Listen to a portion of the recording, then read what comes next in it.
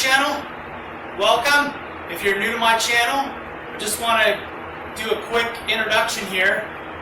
I have a mobile auto repair business in Sacramento, and I frequently make videos. I post every Monday, and my videos are typically about how to run a business, how to do repairs, how to do them with shop specifications from service from ALLDATA, the proper procedure, wearing personal protective equipment, and how to write invoices.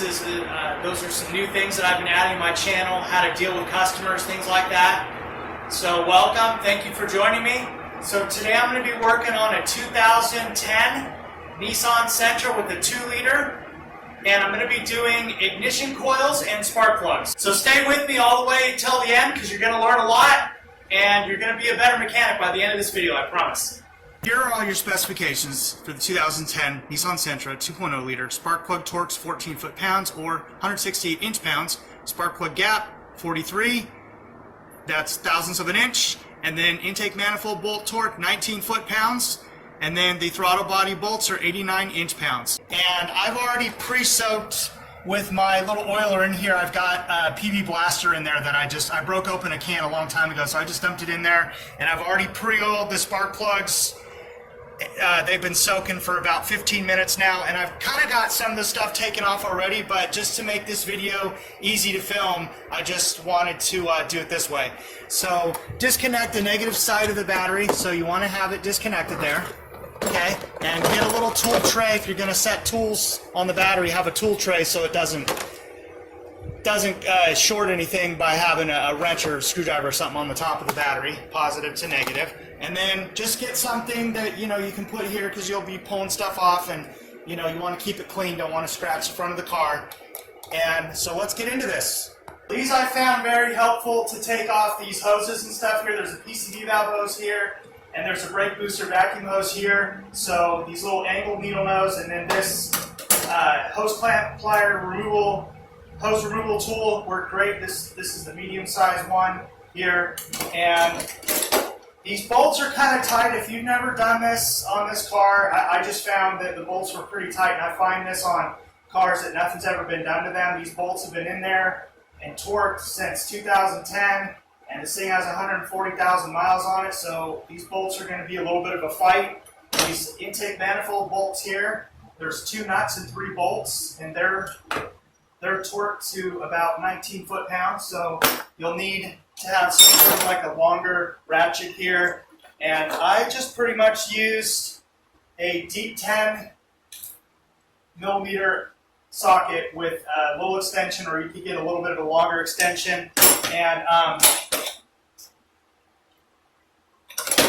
so I got this hose clamp off here, so gently move this back. This hose feels really brittle, and if you're working for the public, you don't want to just be replacing stuff as you break it. If you break it, so try not to break anything, and if you do, then just tell the customer that the hose was really brittle and it needed to be replaced anyway because of the age and the miles on it. So get these 2 hoses off, so you can just leave this in place. You don't have to take this out, and then just this one here, just pinch the clamp and push it back and just wiggle it off the manifold. And then your evap purge solenoid, disconnect the solenoid, and then disconnect the hose, and then tuck that down out of the way. Tuck that down out of the way. Your clip pry tool is going to be important in this job.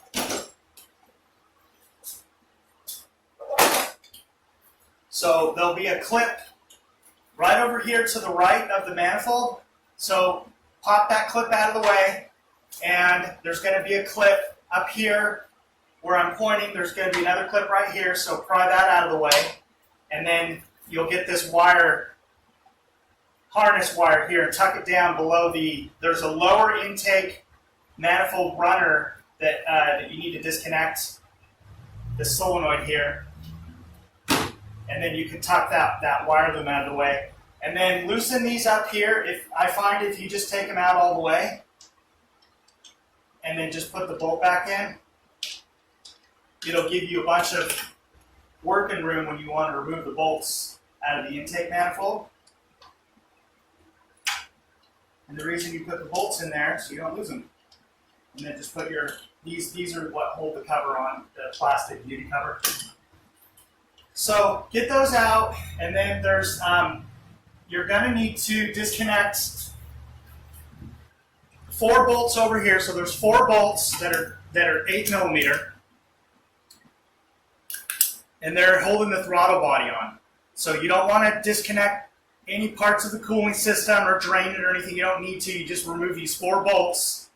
And before you can do that, you got to remove the air cleaner box. So there's just get a flathead screwdriver and remove these here, and then get your pinch pliers here, and then you can just get this and get the hose clamp up here so you can pull this up and get it out of the way. Now when you're wiggling this to get it out of the way, be careful of the brake fluid container here, the reservoir. They do wiggle a little bit, but you don't want to snap it off. So just something to be mindful of as you're doing that. And if you twist that, it should come out like, you know, if you just kind of kink it over like that, it should come out right away and you shouldn't have any issues. And just be careful, because if it's a really old boot, it might crack, so be gentle. If you got to take steps to remove the air cleaner box out of the way first, maybe you should do that so that you don't damage the boot. This is a brand new boot. I just replaced it on this customer's vehicle a month ago, so I felt that I could just twist it out of the way, and most should be okay, but just be gentle.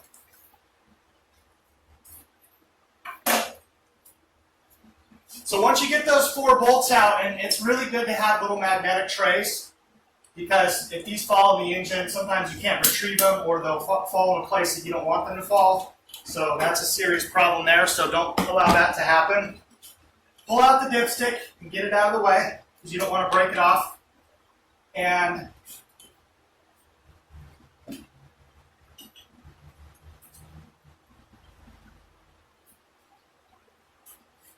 then so there's going to be a bolt here that's 10mm, okay? And that's going to go straight down here. So you're going to get that one out, and I just used a stubby, excuse me. So I just used a long, deep 10mm socket, and I pretty much use this for most everything, unless I needed to have a bit more power. Then I got my longer flex head here, okay? So get that bolt out of there. It's just straight down here. You'll see it right there. It's it's in a bracket that holds the manifold down, okay? And then you get that one out of the way, and then once you get the throttle body bolts out, there's another 10mm bolt back here that you got to get out, okay? So get that out, and then get these 3 bolts out of the intake manifold, okay? And these are all 10mm. And then there's 2 nuts. Get these 2 nuts out here. And then once you get that one out, which is a 10mm bolt, that 10mm bolt, those 3 long 10mm bolts and the 2 nuts, and you get your hoses disconnected, then it should be able to just lift right off, okay? So you'll pull it. It's got some studs down here, so you'll pull it kind of forward and gently and just move it out of the way. And then you're going to want to take this lower manifold off here. So if you tuck this wire out of the way, and then you can just pull it straight off and get this out. Okay, this is your lower intake here with the manifold runner, so get that out of the way. And there's a metal gasket right here that is reusable. Because it's a metal gasket, you can reuse it if you clean it. The rubber ones you always want to replace, because those, you just never know. Old age and the rubber, they heat up, you know, they go through the thermal cycles and they get hot and they crack and everything. So here's a gasket that you can reuse. So you'll take and clean that off and clean all the mating surfaces and everything and make sure everything's all clean and good and ready to go back together. And then so what you'll do is you'll take out, there's 4 10mm bolts. So there's 4 of these here. So take all those out of the coils and then disconnect all 4 coils, okay? And then get them all out of here.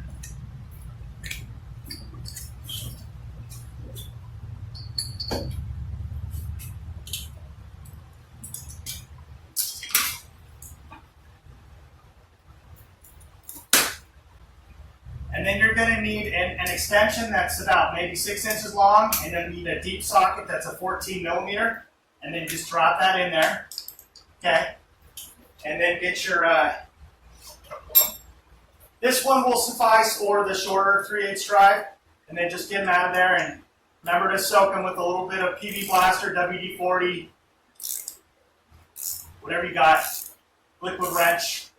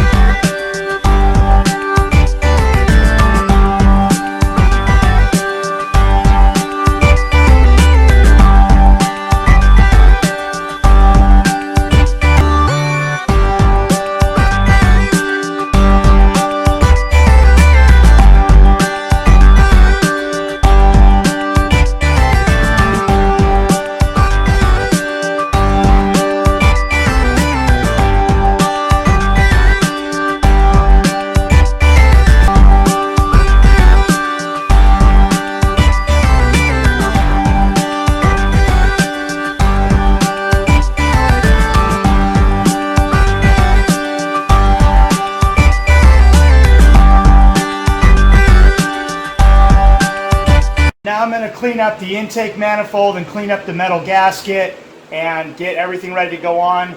On the intake manifold, there's a circular gasket for the throttle body, so you'll want to replace that.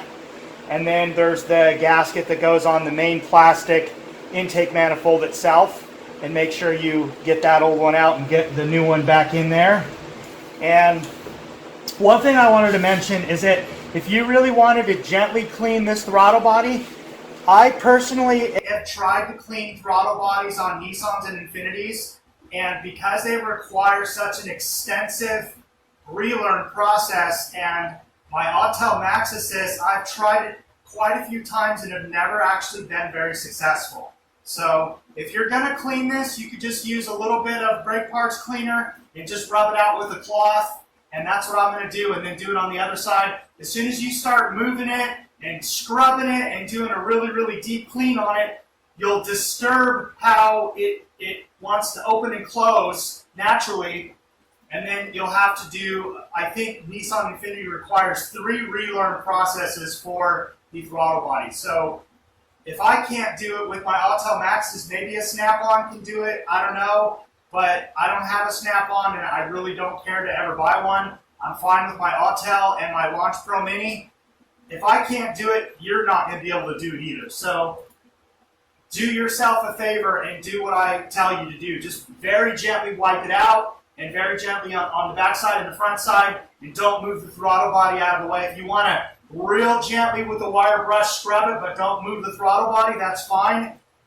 I don't know. I've talked to some people who, I'm getting mixed stuff from people, like of their results as far as cleaning throttle bodies on Nissans and Infinitis of the vintage of like 2000 and up. And some say they clean them real thoroughly, some say don't clean them, just wipe them out like that on the in and out. So that's what I'm going to tell you to do. I don't want to mislead anybody watching these videos and cause more problems, or cause any problems for that matter for any customer or viewer or anybody or anything for myself. So yep, just thought I'd mention that. And really, there's really nothing else you could do as far as preventative stuff here. If you want to replace the PCV valve, now would be a good time to do it. Get a little bit of dielectric grease, just a very, very tiny little bit there on the tips of these coils. And then you can start putting the coils in.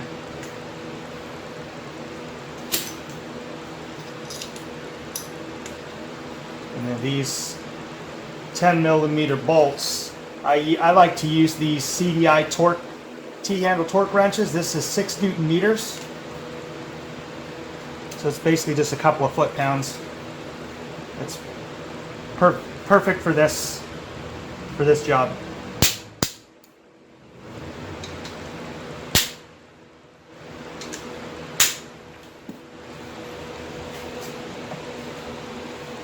And then just a little bit of a Q&D electric cleaner.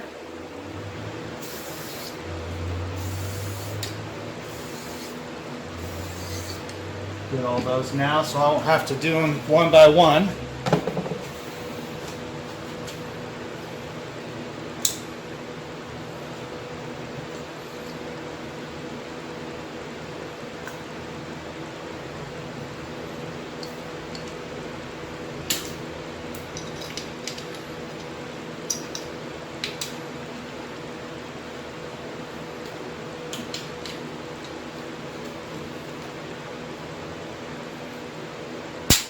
So I just push down on it as I torque it.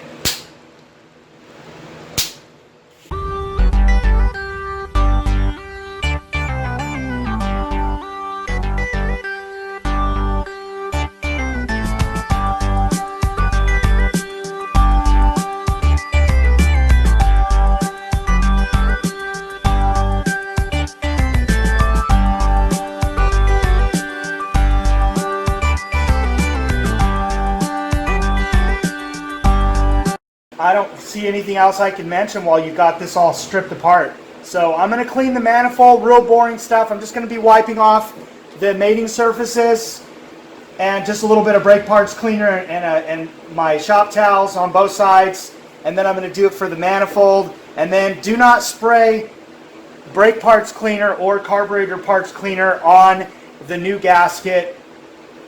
And like what, you know, you put, if you want to put the new gasket in or whatever and then clean it or something, I don't know why you would, but just don't do that. Don't spray it in. If you're going to reuse the gasket, take the gasket out, then thoroughly clean it, and then wipe it dry quick, and then put the gasket back in, and then it'll be ready to bolt back up onto the engine. This is after I've cleaned everything and got all my mating surfaces clean here. And this is what it all looks like with the lower manifold off here, the runner there, and then with the upper intake plenum off. And then here's the old orange gasket and the black gasket, the rubber ones that went to the plastic intake manifold. And I just wanted to show here, I've marked with a paint, it's got like a little tooth here, and just make sure you line that up with that. And then I just painted the two outer parts just to show you there's a notch in there, just for visual purposes. And so if you look at the old one, see how it's got that little tooth on it? So make sure you get that in right. And then the orange one has two teeth on it, and so I painted again. That way you can kind of see visually to see how you do it, and then you just push in each one. Make sure you go all the way around each one. And then you put this metal one back on after it's clean, and then you'll gently put the runner lower intake part on, and then you'll put this part on here, and then you'll put this upper intake plenum on.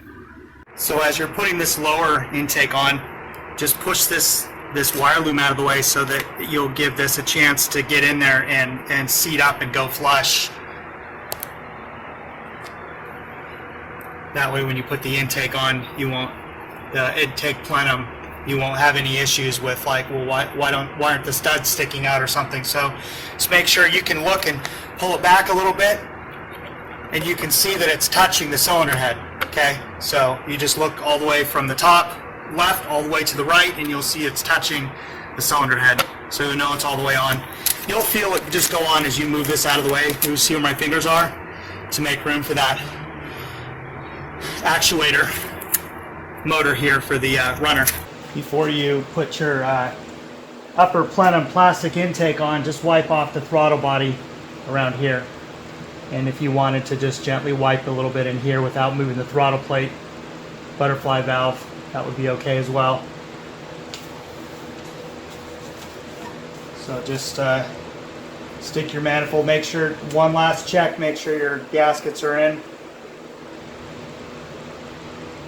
Everything's all good and lined up. And your coils are good, everything's good, you know you got everything all right. And then just line up the 2 studs sticking out with the 2 lower holes. And then it should just push forward flat. And you'll know you're real close because it'll line up with the PCV valve in this hose here. So it wants to kind of hang up a little bit, just kind of wiggle it like that and just move it around gently so it'll go on right. And just now what you're going to do is you're just going to get all the nuts and bolts in. So get your 3 lower bolts in here on the manifold. Just get everything finger loose, finger tight, however you want to look at it.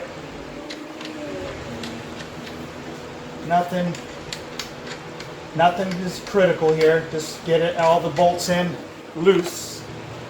And then this one here, remember there's one over here behind the throttle body. Back on these bolts here are 19 foot-pounds. I'm going to go a little bit light and go like 16, 17 foot-pounds. It's going into old aluminum. It's just my way of doing things. And that just feels like it's a little bit too tight for this older aluminum cylinder head. As you saw, I started with the one in the very middle, and so I'm basically starting in the middle and working my way out, okay? So you get it evenly tight. So you want to make sure that these are almost snug, or snug, before you start getting ready to torque it down.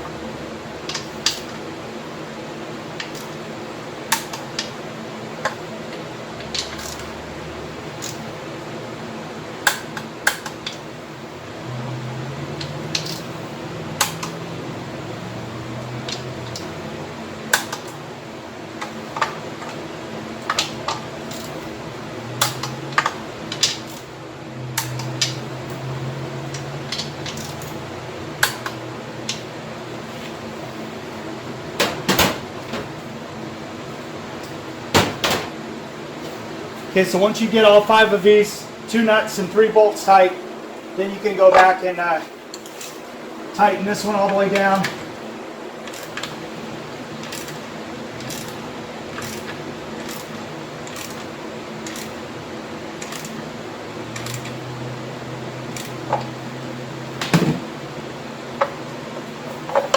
And then this one over here behind the throttle body.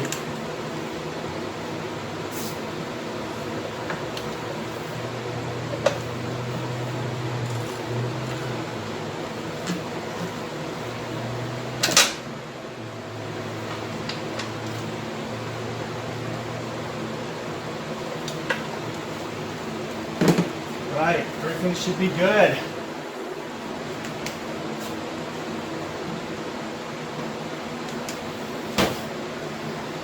And then put all your hoses back on and all your connectors.